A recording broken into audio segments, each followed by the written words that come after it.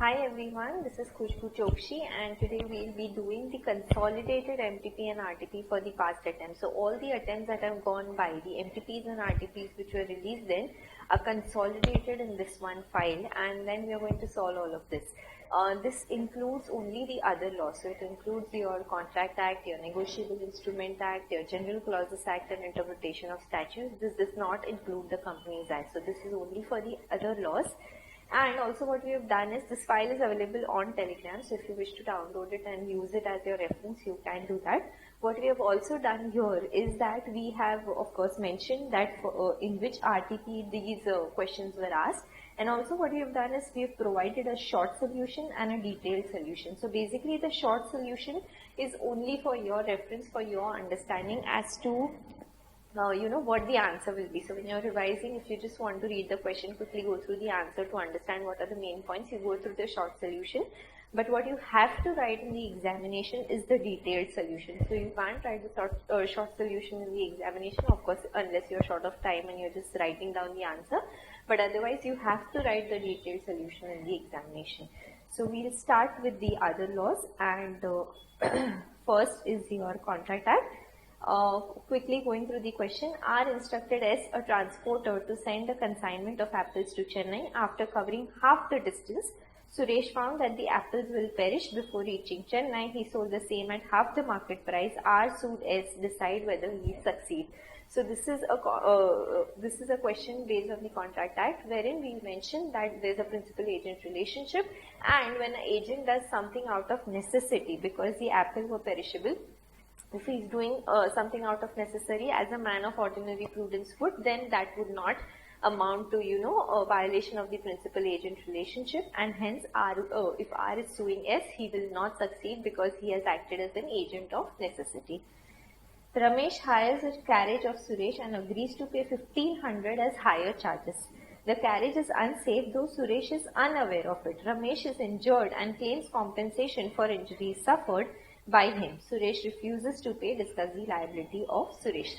This is a question based on your bailment and pledge. So यहाँ पे bailment हुआ है, but what has happened is that this is on hire.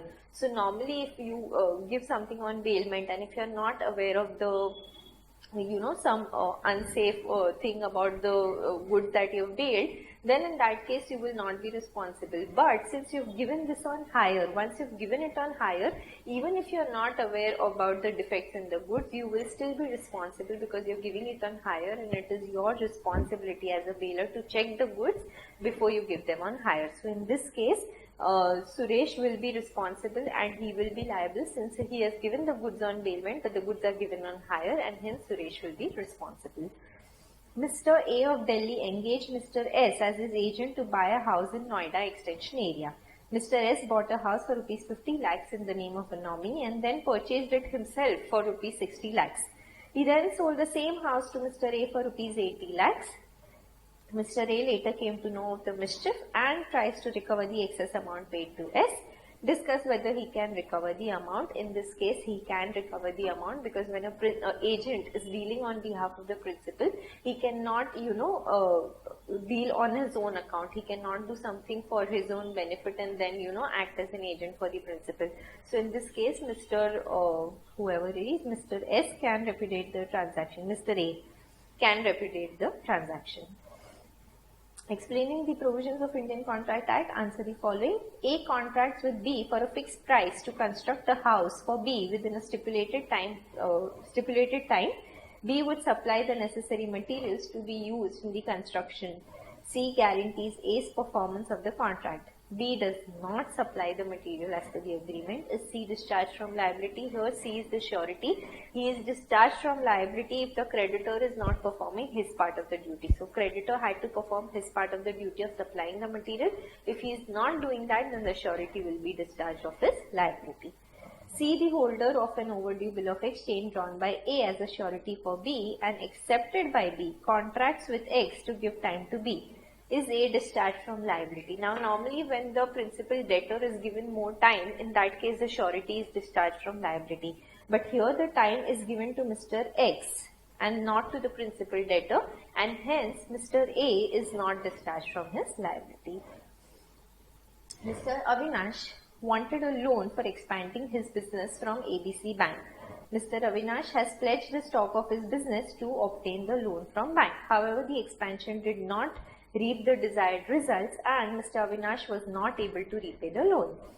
Now, ABC Banks wants to retain the stock for adjustment of their loan and advise ABC Bank whether they can retain the stock for the adjustment of their loan and also for the payment of interest. Give your answers as per provisions of Indian Contract Act. So, this is a question pertaining to pledge. Now, if you have pledged the goods and if you have not repaid the amount that was required to be repaid, then the pawnee can do whatever. He can use the goods, he can sell the goods, or he can ask you to sell the goods and repay the amount. So he can adjust he can retain the stock, he can retain the goods till the time the dues are paid, and he can also use it towards the payment of interest. So it is towards the loan amount and any other expenses or charges that he may have incurred, which includes the interest amount, and hence he can use it for adjustment towards the loan amount as well as the interest amount on the outstanding loan. Mr. A gives to M a continuing guarantee to the extent of rupees 8,000 for the fruits to be supplied by M to S from time to time on credit. Afterwards, S became embarrassed and without the knowledge of A, M and S contract that M shall continue to supply with fruits or ready money and that payment shall be applied to the then existing debts between S and M. Examine the provisions of Indian Contract Act, decide whether A is liable on his guarantee. Here, what has happened is that when there is a contract between the principal debtor, the creditor and the surety. So now if the creditor is doing something or the principal debtor and the creditor enter into terms of contract which are different from what the surety had agreed to, and when there is a variance in the terms of the contract without the approval or without the knowledge of the surety, then in that case the surety is discharged from liability. So here A had given his continuing guarantee saying that if you are giving goods on credit, I am giving you the guarantee. Now they have changed the terms and they have said that they will not have continuing guarantee and that, they will not have the credit period and they will pay the amount as and when the goods are purchased. So here when there is a change in the terms of contract, then in that case the surety is discharged. Mr. Chintu was appointed as a site manager of ABC Construction on a 2 years contract at a monthly salary of rupees 50,000. Mr. Ganesh gave a surety in respect of Mr. Chintu's conduct. After 6 months, the company was not in a position to pay rupees 50,000 to Chintu because of financial constraints. Chintu agreed for a lower salary of rupees 30,000 from the company. This was not communicated to Ganesh. So, principal debtor and creditor, Mr. Ganesh is the surety. He is not communicated that there is a variance in the terms of contract. This was not communicated. 3 months afterwards, it was discovered that Chintu had been doing fraud since the time of his appointment. What is the liability of Ganesh for the whole transaction? So again, there is a variance in the terms of the contract and hence the surety is discharged from liability because the variance is without his consent, without his knowledge. But one important thing that I would want to highlight, this is not mentioned in the institute solution, but this is there in your ICI module. There is a case study. Mrs. M.S. Aniruddhan versus Thomco Bank. So this Thomco Bank case study says that when there is a variance in the terms of the agreement or the contract that was entered into, and if a variance is not informed to the surety, but the variance is in favor of the surety, or if the variance is not, very major, it's a negligible amount of variance, then in that case the surety will not be discharged. So if you want, you can write down this case study and you can say that an alternative view may be possible. This is not given in your MTP RTP, but since it is covered in your ICI module, if there is any question where the surety's liability is reduced due to variance, then you can use this case study and you can say that we can use this case study as an alternative and the courts may take this because it's a Supreme Court case study, it's the apex court. So you can say that the courts may take a view that the variance is not, it's a negligible amount or the variance is in favor of surety and hence, the surety is not discharged. That is an alternative view that is possible in all the cases which involves, surety's liability changing due to variance without the consent of the surety. Okay. So this one Thomco Bank you can remember and you can use it for your examination. Pankaj appoints Shruti as his agent to sell his estate. Shruti, on looking over the estate before selling it, find the existence of good quality granite mine on the estate which is unknown to Pankaj. Shruti buys the estate herself after informing Pankaj that she wishes to buy the estate for herself but conceals the existence of granite mine. Pankaj allows Shruti to buy the estate in ignorance of the existence of mine, state giving reasons. In brief, the rights of Pankaj, the principal, against Shruti, the agent. So in this case, the principal can sue the agent because there was concealment of material fact. Had he known that there is a granite mine, he would have not allowed Shruti to buy it. Would your answer be different if Shruti had informed Pankaj about the existence of mine before she purchased the estate, but after 2 months she sold the estate at a profit of 10 lakhs? Then in that case, because she has informed already, there is no concealment of fact, then in that case the agent Shruti will not be liable and the principal cannot take any action because she has already informed. But in the first case, since there is a concealment of material facts, the agent will be liable. Sandeep guarantees for Gaurav a retail textile merchant amount of ₹1 lakh for which Sharma the supplier may from time to time supply goods on credit basis to Gaurav during the next 3 months. After 1 month, Sandeep revokes the guarantee when Sharma had supplied goods on credit worth ₹40,000. Referring to the provisions of Contract Act, decide whether Sandeep is discharged from all the liabilities or for any subsequent credit supply. Would your answer be different in case Gaurav makes default in paying back Sharma the goods already supplied on credit? So in continuing guarantee, what happens is that till the time the guarantee is revoked, all the transactions that have been happened before the guarantee is revoked, the surety will be held liable. But once he has revoked the guarantee, any transaction after the revocation, the surety will not be liable. So in this case, it was a guarantee for ₹1 lakh. He was a surety or a guarantor till the amount of 40,000. After 40,000 transactions happened, he revoked his guarantee. So any payment, default in payment up to ₹40,000, the surety will be liable. After the payment of 40,000 is done, any further transactions after revocation of guarantee, the surety will not be liable. So in the first case, he will not be liable for any subsequent transactions. But if there is a default in payment of this 40,000, then in that case the surety will be held liable. Raj gives his umbrella to Manoj during rainy season to be used for 2 days during examination. Manoj keeps the umbrella for a week. While going to Raj's house to return the umbrella, Manoj accidentally slips and the umbrella is badly damaged. Taking into account the provisions, who will bear the loss and why? So in this case, this is gratuitous bailment, and in case of gratuitous bailment, he is given it for a period of time. He had to return it within the period of time when the bailor is responsible for anything that happens to the goods. But since you have not returned it within that period of time, in this case, Manoj will be responsible for the damage that is caused because he failed to return it within the stipulated period of time given to him by the bailor. Mrs. A delivers her old silver jewelry to Mr. Y, a goldsmith, for the purpose of making a new silver bowl out of it. Every evening she used to receive the unfinished goods to put it into box kept up at Mrs. Y's shop. She kept the key of that box with herself. One night this silver bowl was stolen from that box. Whether the possession of goods delivered constitute contract of bailment or not. यहाँ पे what has happened is that she has given the goods there, but the key to the bowl, to the jewelry or the bowl, whatever it is kept with the female. It's not given to the goldsmith, and hence in this case there was no actual delivery because the keys were with her. The access to the jewelry was with her, so there is no actual delivery of the goods, and hence there is no contract of bailment. Comment on the following. Principal is not always bound by the acts of a sub-agent. You'll have to give when they are not bound. ABC sells its products through some agents and it is not in the custom of their business to sell the products on credit. Mr. Pinto, one of the agents, sold goods to Messrs. Parul Private Limited on credit, which was insolvent at the time of such sale.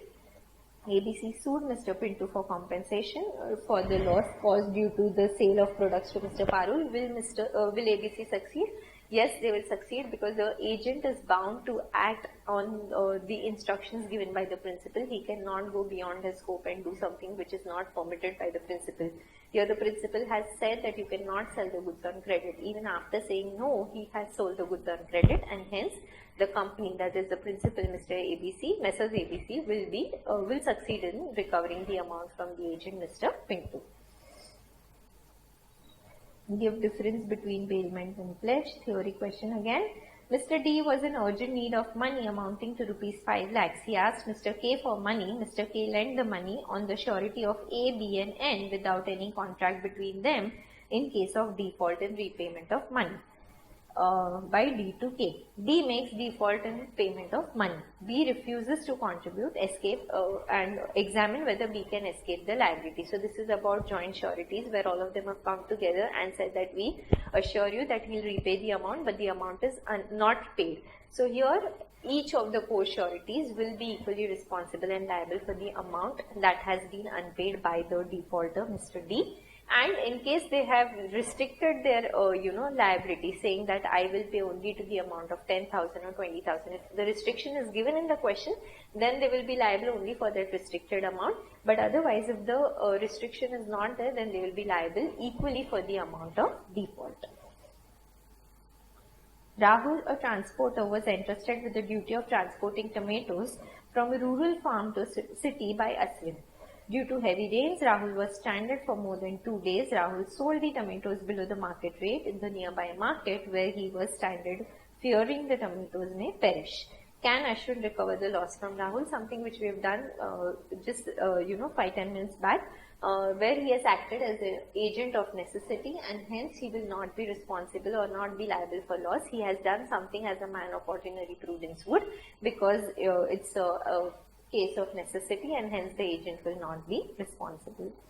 Mr. Yadav, a cargo owner, chartered a vessel to carry a cargo of wheat from foreign port to Chennai. The vessel got stranded on a reef in the sea for 300 miles from the destination. The ship's managing agent signed a salvage agreement for Mr. Yadav, the goods wheat being perishable.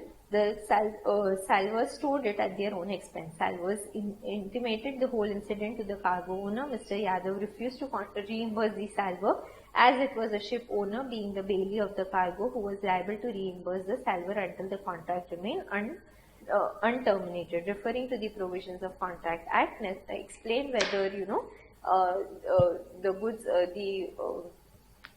explain whether the salvor as an agent of necessity for Mr. Y. Yadav. Explain how as per the Indian Contract Act. So here Mr. Yadav has acted out of necessity. He is an agent of necessity. He's done something because it was required to be done, and hence in this case he can recover the amount from the company or the principal. Rahul is the owner of electronic shop. Priya reached the shop to purchase an air conditioner whose compressor should be of copper. As Priyanka wanted to purchase the air conditioner on credit, the Rahul demanded a guarantor for such transaction. Mr. Arvind, the friend of Priyanka, came forward and gave the guarantee for payment of air conditioner. Rahul sold the air conditioner on a particular brand, misrepresenting that it is made of copper, while it is made of aluminum. Neither Priyanka nor Mr. Arvind had the knowledge of the fact that it is made of aluminum. On being aware of the facts, Priyanka denied for payment of price. Rahul filed a suit against Mr. Arvind. Explain, referring to the provisions for Indian Contract Act, whether Mr. Arvind is liable to pay the price of the air conditioner. In this case, we'll mention that because, just a second please, because there was concealment of fact, the surety has to know, he has to be presented with all the facts when he is giving the surety. यहाँ पे there was concealment of material facts, and hence in this case the surety is discharged from the liability and he will no longer be liable. So Mr. Arvind is not liable for the repayment of air conditioner. Y advances Z a loan of rupees 10,000 on the guarantee of X at an interest rate of 10%. Subsequently, as Z was having some financial problems, Y reduced the rate to 7% and also extended time for repayment of loan without the consent of X. Z becomes insolvent. Can Y sue X for the recovery of the amount? So in this case, again, when the surety has given a guarantee based on particular terms, and when the creditor changes the terms, and creditor has not only changed the terms but he has also extended the time frame, and if you remember in the Indian Contract Act, it's given that if the creditor extends the time frame for repayment, then in that case the surety will not be liable, and hence in this case if Z becomes insolvent, the surety will not be liable. On the basis of rewards, what are the various categories of bailment? Again a theory question. Alia appoints Monu, a minor, as his agent to sell her watch and for cash at a price not less than rupees 700. Monu sells it to David for rupees 350. Is the sale valid? Explain the legal position of Monu and David. So minor, as we all know, can be appointed as an agent, but a minor will not be liable for any loss or any damage that happens. So he can be appointed as an agent, so the sale is valid. But because he sold it at a lower amount than what was promised, the 700 rupees, in this case, Alia cannot recover anything from Monu because he is a minor.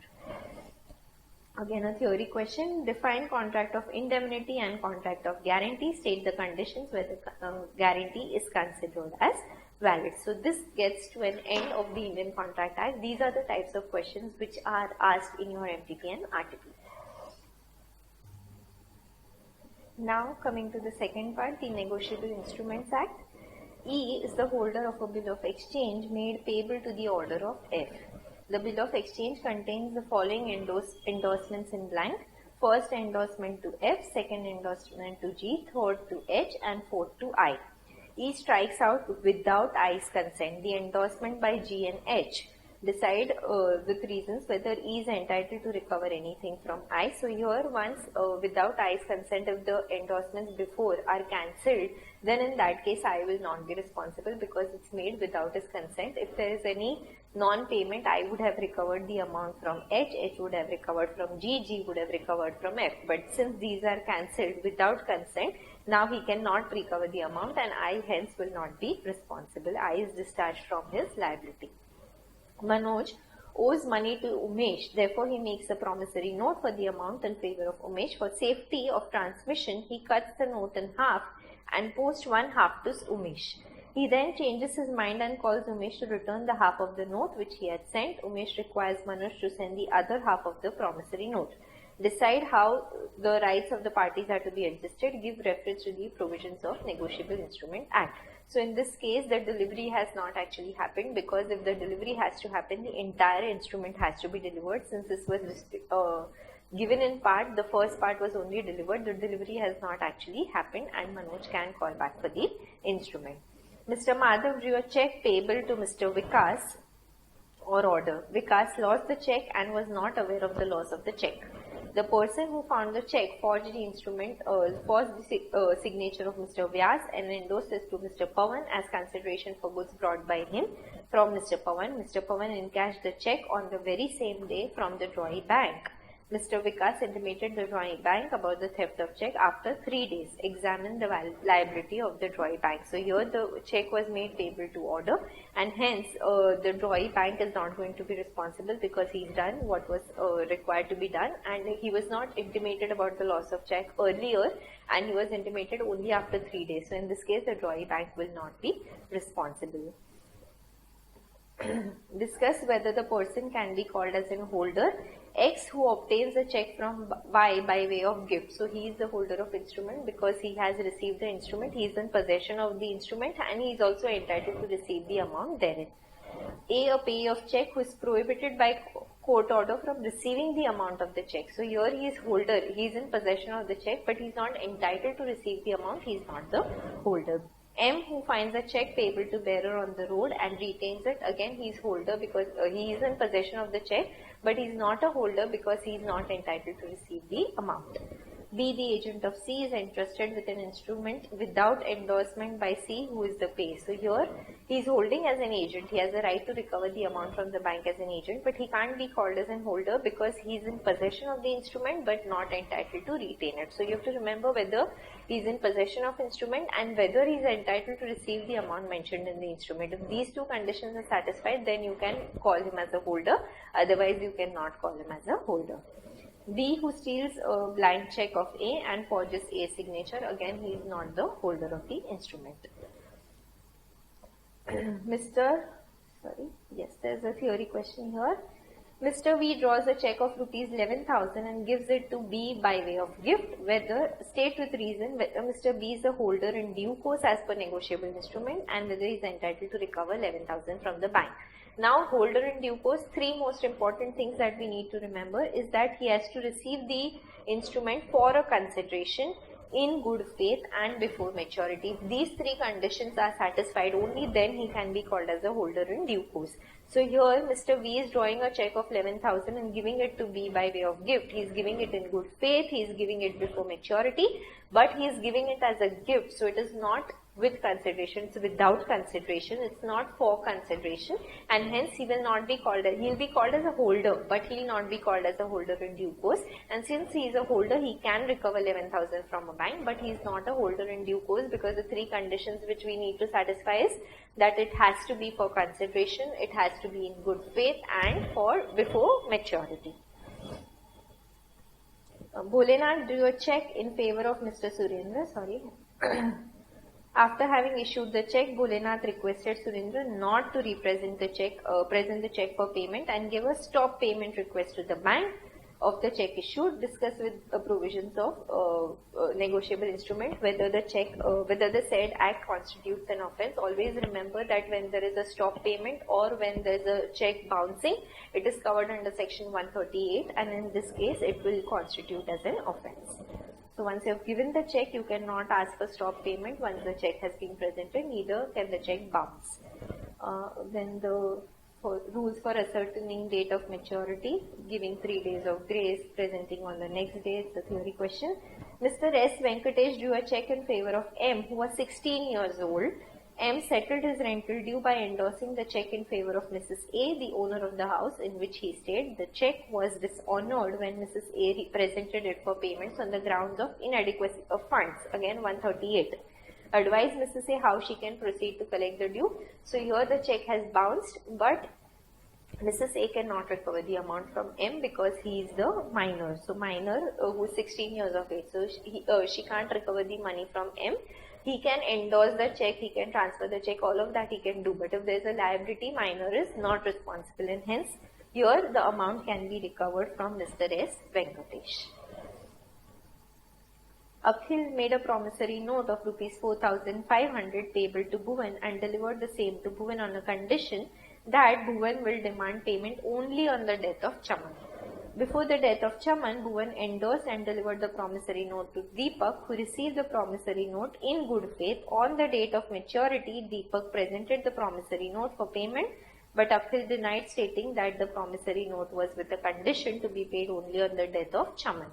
Can Deepak recover the amount due from Akhil under the provisions of Negotiable Instrument Act? So here in this case, Deepak has received the instrument. There was a condition attached, but he has received the instrument for a consideration in good faith before the maturity, and hence he is going to be called as a holder in due course, and holder in due course is protected, and hence he can recover the amount from Akhil because he was not aware of the condition. He has received it in good faith, and hence Akhil is liable to pay that amount to Mr. Deepak. Ram executes a promissory note. I promise to pay a sum of rupees 10,000 after 3 months. Decide whether it's a valid promissory note. It's not a valid promissory note because I am going to pay, but whom am I going to pay? And 3 months from which date? The date is not mentioned. The person to whom the payment has to be made is not mentioned, and hence it's not a valid promissory note. Essential characteristics of a negotiable instrument. Parties to bill of exchange. Discuss with reasons. Following can be called as a holder. Megha, who finds a check payable to bearer and on the road and retains it, again she has the possession of the check, but she is not entitled to receive the amount. Bob, who steals a blank check of Alpha and forges Alpha's signature, again not entitled to receive the amount. So both of them are not holders. Now coming to General Clauses Act. A notice, when required under the statutory rules to be sent by registered post acknowledgement due, is instead sent by a registered post only, whether the protection of presumption of serving of notice by registered post under General Clauses Act is tenable. So where it is asked that you have to send it by post acknowledgement due, so you have to receive the acknowledgement when you are sending by post. If you don't take that acknowledgement, then the notice is not tenable. Mr. Ram, an advocate, had fraudulently deceived his client, Mr. Shyam, who was taking his expert advice on taxation matters. Now, Mr. Ram is liable to a fine for acting fraudulently, both under the Advocates Act and the Income Tax Act.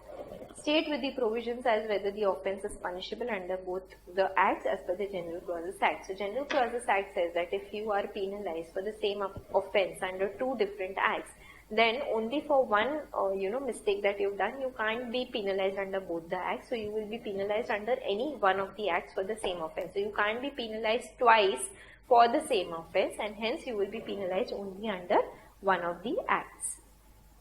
Vyas owned a land with 50 tamarind trees. He sold his land and the timber obtained after cutting the 50 trees to Yash. Vyas wants to know whether the sale of timber amounts to sale of immovable property. So, immovable property, the definition is defined as anything which is attached to the earth which cannot be separated from the earth. Here, timber is not attached to the earth. You can cut it and you can sell it, and hence timber is not immovable property. Mr. Vyas is the owner of house number 20 in Geeta Colony, Delhi. He has rented 2 rooms in his house to Mr. Iyer. The Income Tax Authority has served a show cause notice to Mr. Vyas. The said notice was received by Mr. Iyer and returned the notice with an endorsement of refusal. Decide with reference to provisions of General Clauses Act whether the notice was rightfully served. Since it was refused, it was acknowledged by his roommate, but it was served to the address which was given by Mr. Vyas. In this case, it will be said that the notice was rightfully served. Komal Limited declares a dividend for its shareholders in its AGM held on 27 September. This is like the most famous and the most favorite question of the institute. This has been asked time and again, even in your exam questions. So it's something which is always asked from the General Clauses Act as a case study type of question. So is declaring dividend for in its AGM on 27th of September. State with reference to General Clauses and Companies Act. So here they are testing your two concepts together, and hence this is something which is likely to be asked in your examination. The dates when Komal is required to pay the dividend and dates when Komal is required to transfer the unclaimed amount to unpaid dividend account. So once you have declared the dividend, you have to pay it within a period of 30 days. This is as per your Companies Act. If you do not pay it within the period of 30 days, within 7 days you will have to transfer it to the unpaid dividend account. Again, as per the Companies Act. What is here for the General Clauses Act? What are they expecting you to answer here? Is that while calculating the 30-day period or while calculating the 7-day period, the first in the series of the day has to be excluded and the last has to be included. So 27th will not be counted when you're counting your 30-day period, and the last in the series of date will be included. So here the date will be 27th October, amount has to be transferred within 7 days. So this first in the series of day to be excluded and last in the series of days to be included has to be mentioned in your paper, because if you only write 30 and 7, you are answering only as per the Companies Act. You are not answering as per the General Clauses Act. So you will have to mention that this first in the series to be excluded, last in the series to be included, then your answer will be complete, because then you are writing as per the General Clauses Act. Something which is most likely to be asked in your examination from the General Clauses Act as a case study type of question. Then again, theory question, meaning of service by post, again something which has been asked time and again. Briefly, any 4 effects of repeal, again something which has been asked. Provisions applicable to rules and bylaws after previous publication under section 23,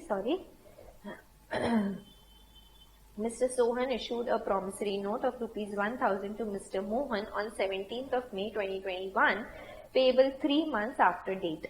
After that, a sudden holiday was declared on 20th of August 2021 due to Muharram. As per the provisions of General Clauses Act, what should be the date of presentment? 19th August or 21st August? Always remember that when you are presenting anything or when there is a due date for making any payment, any due date that falls on a public holiday, you have to consider the next day and not the previous day. So the next day will be considered. Say I have to pay income tax, I have to pay GST. There is a timeline that you have to pay it on the 7th, say for example. And if the 7th is a Sunday, then you can pay it on the 8th because it's a public holiday, and General Clauses Act says that if it's a public holiday, you can pay it on the next working day. Okay, so next working day, something important to remember. SEBI issue of Capital and Disclosure Requirement 5th Amendment Regulation 2015 was issued by SEBI wide notification dated 14th August 2015 with effect from 1st Jan 2016. Referring to the provisions, examine the date of enforcement. So normally the date of enforcement is the date which is on which it is notified in the official gazette. Unless a date is given in the act or the regulation itself saying that it will commence from this date. If that date is given in the act or in the regulation, then it will be applicable from that date which is given in the act. But if there is no date given in the act as to the commencement date, then in that case you will consider the date when it is notified in the official gazette. So here it's notified in the official gazette on 14th of August 15. But the commencement date has been given in the act as 1st Jan 16, so you will consider 1st Jan 16 and not 14th of August 15. Explain the meaning of calculation of duty to be taken on pro rata basis. Again, the theory question. Interpretation of statutes, I will be circulating the notes on Telegram channel, so you can take it from there, because then again, this is all theory questions. There are no practical case study questions here. So I hope this video has been useful and it will help you. We will do a similar video for the Companies Act where we will be consolidating all the MTP and RTP for the Companies Act part, and we will do a separate video for that. Thank you so much. Have a great day.